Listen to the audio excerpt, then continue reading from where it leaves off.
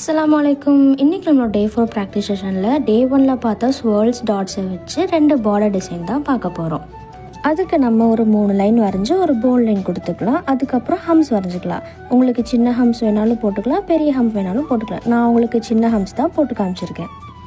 அதுக்கப்புறம் ஒரு பெரிய ஸ்வேர்ல் போட்டுக்கலாம். அந்த ஸ்வேர்லோட நடுவில் ஒரு டாட். அதுக்கப்புறம் இந்த ஸ்வேர்லை சுற்றி ஒரு சின்ன சின்ன ஹம்ஸ், உங்களால் எவ்வளோ சின்ன சின்னதாக போட முடியுமோ அவ்வளோ சின்னதாக ஹம்ஸ் போட்டுக்கோங்க. இதே மாதிரி தான் பக்கத்துலேயும் நான் 2 போட்டு காமிச்சிருக்கேன். ஒரு ஸ்வேர்ல், ஒரு ஹம்ப், மறுபடியும் ஒரு ஸ்வேர்ல், ஒரு ஹம்ப். ஓகேங்களா? இப்போ 2 ஸ்வேர்லுக்கும் நடுவில் ரைட், லெஃப்ட் அண்ட் சென்டர்னு 3 இடத்துலையும் ஒயின் வரைஞ்சிட்டு சென்டரில் தெரியிற கேப்பை நான் கொடுத்துருக்க ஷேடு மாதிரி ஃபில் பண்ணிங்கன்னா அந்த ஒயின்ஸ் உங்களுக்கு தெளிவாக தெரியும்.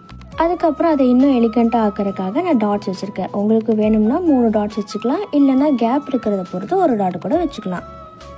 இப்போ செகண்ட் ஒன் தான் போட போகிறோம். ஃபஸ்ட்டு அதுக்கு போல்ட் லைன், அது கீழே 2 ஸ்ட்ரைட் லைன் வரைஞ்சிக்கலாம். கொஞ்சமாக கேப்பு விட்டு அதே மாதிரி ஒரு போல்ட் லைன், 2 ஸ்ட்ரைட் லைன் வரைஞ்சி நான் போட்டிருக்க மாதிரி ஒரு பார்டர் செட் பண்ணிக்கோங்க.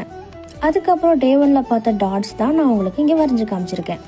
இந்த டாட்ஸை பொறுத்த வரைக்கும் எப்போவுமே சென்டரில் தான் டாட்ஸ் இருக்கணும். அதாவது 2 டாட்ஸ் வரைங்கன்னா அதுக்கு நடுவில் ஒரு டாட் நான் போட்டு காமிச்சிருக்க மாதிரி வரைஞ்சிக்கோங்க.